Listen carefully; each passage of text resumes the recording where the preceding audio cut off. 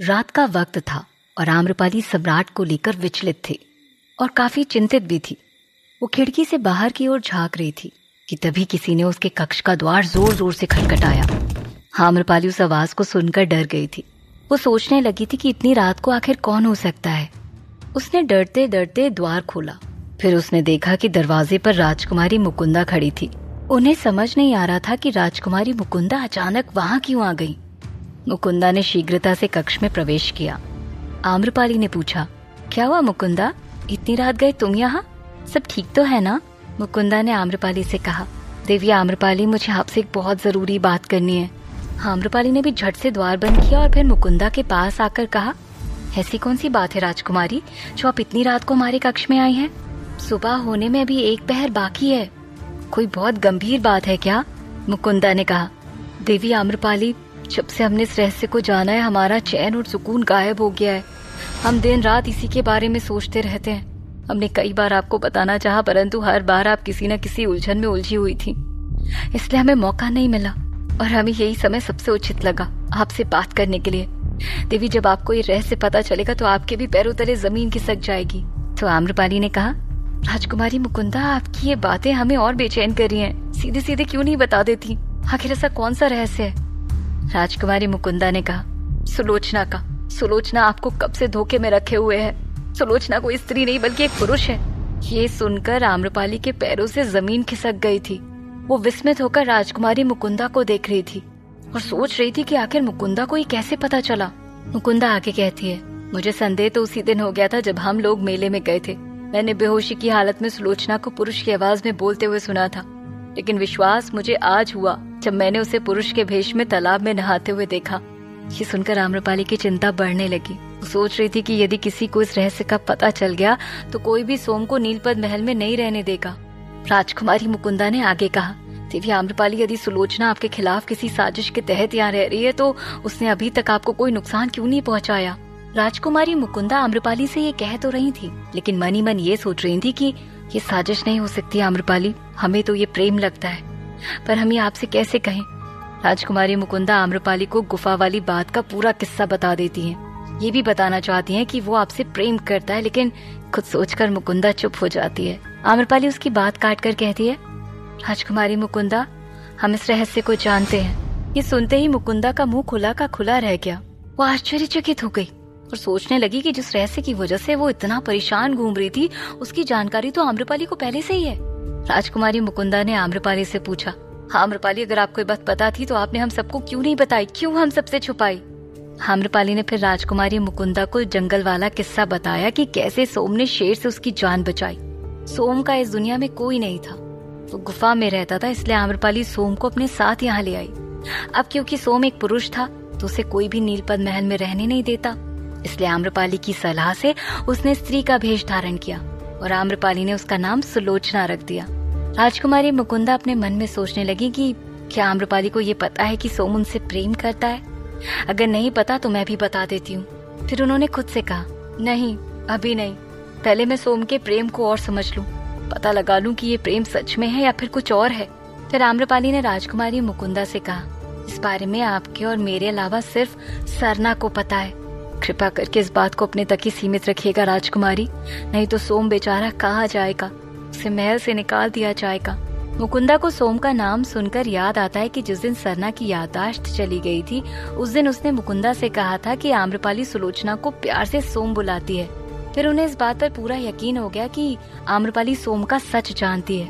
राजकुमारी मुकुंदा ने आम्रपाली की बात मान ली और उससे कहा कि वो भी सुलोचना को ये नहीं बताएगी कि वो उसका रहस्य जान गई है, ताकि वो उनके सामने असहज ना महसूस करे।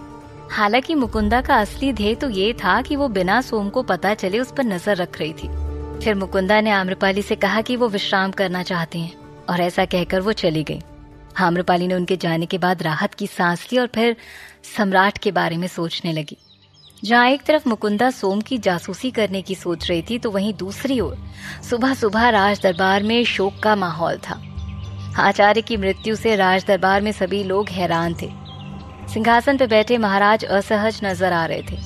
उन्हें पता था कि आचार्य की मृत्यु का पता सभी को चल चुका होगा और आज राज दरबार का अहम मुद्दा यही होने वाला है। उन्होंने महारानी के साथ इस विषय पर चर्चा भी की थी। महाराज के सिंहासन के दाईं ओर से अपने आसन से उठकर महामंत्री महाराज के सामने आते हैं और एक नजर सभी मंत्रियों और राज दरबारियों पर डालते हुए महाराज से कहते हैं, महाराज, हम सभी आचार्य की मृत्यु की खबर से बहुत स्तब्ध हैं। यहाँ कोई नहीं समझ पा रहा कि आखिर आचार्य की मृत्यु कैसे हुई। एक मंत्री ने खड़े होकर पूछा, हाँ महाराज, हम सभी जानना चाहते हैं कि आखिर आचार्य जैसे विद्वान और कर्मठ व्यक्ति को भला कौन मार सकता है। तो महामंत्री ने कहा, महाराज, वैशाली में अगर कहीं पत्ता भी हिलता है तो आपको उसकी भी खबर होती है। हमें विश्वास है कि आपको निश्चित तौर पर इसका कारण पता होगा। तो महाराज ने कहा, महामंत्री जी, ये बहुत दुख की बात है कि आज आचार्य जैसे विद्वान हमारे दरबार में उपस्थित नहीं हैं। उनका आसन खाली देखकर आज हमारे मन में उदासी के गहरे बादल छाए हुए हैं। हमारा मन इस कदर विचलित है कि हम कुछ भी नहीं समझ पा रहे कि अचानक इतनी शीघ्रता से ये दुख की घड़ी कैसे आन पड़ी। हम आप सभी की चिंता और पीड़ा को समझ सकते हैं। तो फिर महामंत्री ने कहा, महाराज बताइए कि आचार्य की मृत्यु के पीछे का क्या कारण है। तो महाराज ने कहा, अभी हम अपने गुप्तचरों से इसकी जांच पड़ताल करवा रहे हैं, लेकिन हम आप लोगों को विश्वास दिलाते हैं कि अति शीघ्र हम इस गुत्थी को सुलझा लेंगे। ये कहकर महाराज ऊपर देखते हैं, जहाँ महारानी एक सिंहासन पर बैठी राज दरबार की कार्यवाही देख रही थी। महारानी महाराज की तरफ देखकर हाथों से इशारा करके कहती हैं, उन्होंने बिल्कुल सही जवाब दिया। इससे पहले कि किसी के मन में कोई और सवाल आए, महाराज ने मौके का फायदा उठाकर कहा, आचार्य जी नहीं रहे, पर हम राज्य के कार्य को किसी भी तरीके से नहीं रोक सकते।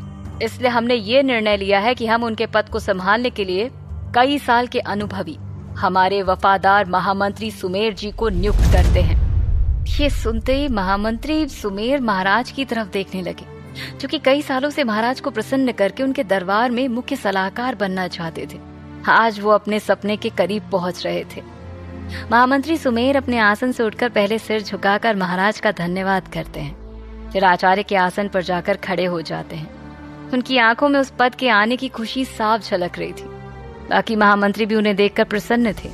तभी महामंत्री सुमेर ने गरम लोहे पर हथौड़ा मारा। उन्होंने एक कपड़े को महाराज की तरफ आगे बढ़ाते हुए दिखाया। महाराज ने एक नजर उसे देखा और फिर सवाल भरी नजर से महामंत्री सुमेर को देखा। तो महामंत्री सुमेर ने कहा, महाराज, हम जानते हैं कि आचार्य की मृत्यु से हम सभी विचलित हैं, परंतु महाराज, वैशाली को चलाने के लिए राज दरबार की कार्यवाही तो करनी ही पड़ेगी। महाराज, ये सूची उन राजाओं और व्यापारियों की है जो नगरवधु प्रतियोगिता में आने के बाद आम्रपाली के सौंदर्य और नृत्य से बहुत प्रभावित हैं। ये सभी नगरवधु देवी आम्रपाली से भेंट करना चाहते हैं। महाराज सूची देखकर प्रसन्न हो जाते हैं और मन में कहते हैं, ये सभी लोग बहुत धनी लोग हैं। यदि आम्रपाली इन सभी से भेंट करेंगी तो वैशाली का राजकोष धन से भर जाएगा। वैसे भी अब भानु प्रताप से धन नहीं मिलेगा। तो दूसरे ही पल वो सोचते हैं कि पता नहीं आम्रपाली इनसे भेंट करेंगी भी या नहीं। फिर सोचते हैं कि करेंगी कैसे नहीं, अब तो हम भानु प्रताप को दिए हुए वचन से भी मुक्त हैं। आम्रपाली को नगरवधु के कर्तव्य का निर्वहन करना ही होगा। यदि आम्रपाली नहीं मानेगी तो हमें मजबूरन जबरदस्ती करनी होगी। आखिरकार ये वैशाली के भविष्य की बात है। महाराज फिर नजर उठाकर महारानी की तरफ देखते हैं। महारानी मन में कहती हैं कि आखिर ऐसा क्या है इस सूची में कि महाराज इतने विचारमग्न हो गए हैं। एक तरफ महाराज ये सोच रहे थे कि आम्रपाली को सभी से भेंट के लिए कैसे मनाया जाए, तो वहीं दूसरी ओर सुभद्रा कपाला की बताई हुई कुटिया की ओर निकल के बस्ती से होते हुए जा रही थी। अपने चेहरे को कपड़े से ढककर सुभद्रा वैशाली के भीड़ भड़ाके वाले रास्ते से गुजर रही थी। वो मन में सोच रही थी, मेरी जिंदगी मुझे किस राह पर लेकर आ गई है। हमें लोगों के बीच से गुजरने के लिए अपना मुंह छुपाना पड़ रहा है। वो कपड़े के अंदर से वैशाली का बाजार देख रही थी। दुकानें रोज की तरह खुली थी। कुम्हार मटके बना रहे थे, लोहार सुर्ख लोहे को हथौड़े से पीट रहे थे। महिलाएं श्रृंगार का सामान खरीद रही थी।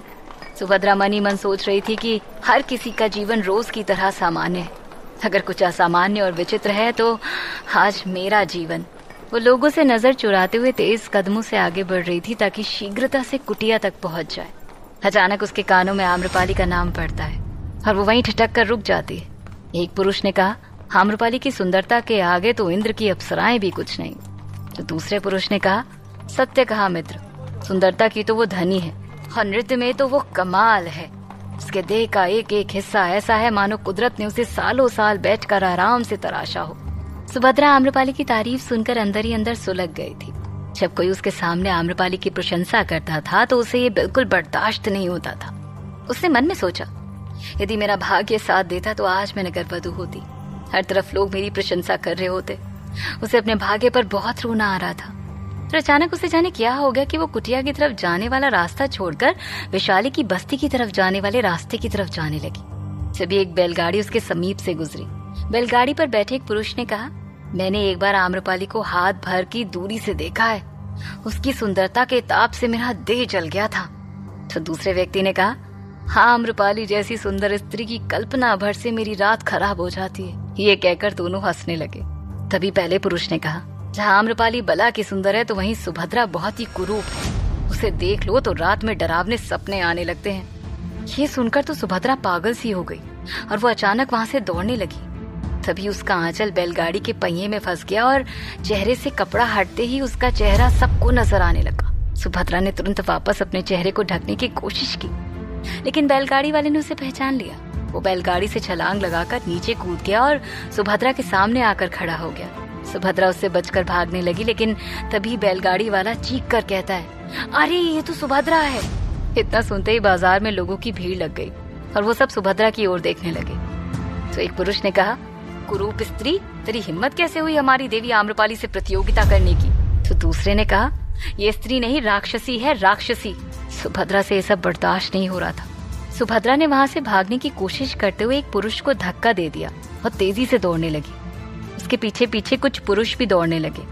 एक ने जमीन से पत्थर उठाकर उसकी तरफ फेंका, जो कि सुभद्रा की पीठ पर जोर से जाके लगा। सुभद्रा जोर से चीखी पर रुकी नहीं। तभी एक पत्थर उसकी गर्दन पर लगा। उसने कराकर गर्दन को हाथ से दबा लिया, पर दौड़ना नहीं छोड़ा। धीरे धीरे उसकी चीख से लोगों की भीड़ इकट्ठा होने लगी। चारों तरफ से लोगों ने उसे घेर लिया था। लोग उस पर ताने और पत्थर दोनों बरसाने लगे। एक तरफ सुभद्रा लोगों के पत्थरों से चोटिल हो रही थी, तो वहीं दूसरी ओर सम्राट अपने दिल पर पत्थर रखकर महाराज से संबंध टूटने के बावजूद आज भी नीलपद्म महल में जा रहे थे। राजमहल के प्रथम तल के गलियारे से गुजरते समय कपाला ने यह दृश्य देख लिया, तो वो मनी मन कहती है, भानु प्रताप कहाँ जा रहे हैं? महारानी ने तो बताया था कि अब वो इस राज्य में अतिथि भी नहीं रहे। उन्होंने तो हमसे ये भी कहा था कि अब भानु प्रताप महल के आसपास भी नहीं दिखाई देंगे। फिर आज भी वो यहाँ वहाँ क्यों घूम रहे हैं? हमें तुरंत जाकर महारानी को बताना होगा। वो महारानी की प्रशंसा पाने के लिए, ये खबर देने के लिए तुरंत महारानी के कक्ष की तरफ दौड़ पड़ती है। एक तरफ मगध के सम्राट महाराज से हुई बहस के बावजूद नीलपद्म महल में आम्रपाली से मिलने गए हुए थे, और उधर दूसरी तरफ मगध की महारानी कौशला 16 श्रृंगार किए हुए अपने कक्ष से बाहर आई। दासी ने उन्हें देखकर कहा, नजर ना लगे महारानी, आप साक्षात अप्सरा लग रही हैं। आपसे देख खूबसूरत स्त्री इस पूरे मगध में नहीं है। तो महारानी ने मुस्कुराकर दासी से कहा, अच्छा, आम्रपाली से भी हम अधिक सुंदर हैं क्या? ये सुनकर दासी एक पल के लिए ठिठक गई और अपने चेहरे के भावों को छुपाते हुए कहती है, जी महारानी। ये सुनकर महारानी ने कहा, हमें खुशी होती है कि हम हमेशा तुम्हारा झूठ पकड़ लेते हैं। दासी के पास इसका कोई जवाब नहीं था, इसलिए वो महारानी का अभिवादन करके वहां से चली गई। फिर रानी की नजर द्वार पे खड़े गुप्तचर पर पड़ी। उन्होंने उसे अंदर आने का इशारा किया। गुप्तचर ने अंदर आकर कांपती हुई आवाज में कहा, महारानी, आचार्य जी की मृत्यु हो गई। आचार्य की मृत्यु हो गई? ये सुनकर महारानी के हाथ से श्रृंगार का सामान छूटकर गिर गया और उनका चेहरा आश्चर्य से भर गया। आचार्य की मृत्यु के बारे में जानकर क्या प्रतिक्रिया देंगी रानी कौशला देवी? नगर के लोग सुभद्रा के क्रोध में सुभद्रा के साथ क्या करेंगे? महारानी को जब कपाला से पता चलेगा कि भानु प्रताप अभी भी नीलपद्म महल में आना जाना कर रहे हैं, तो वो क्या करेंगी? जानने के लिए सुनते रहिए।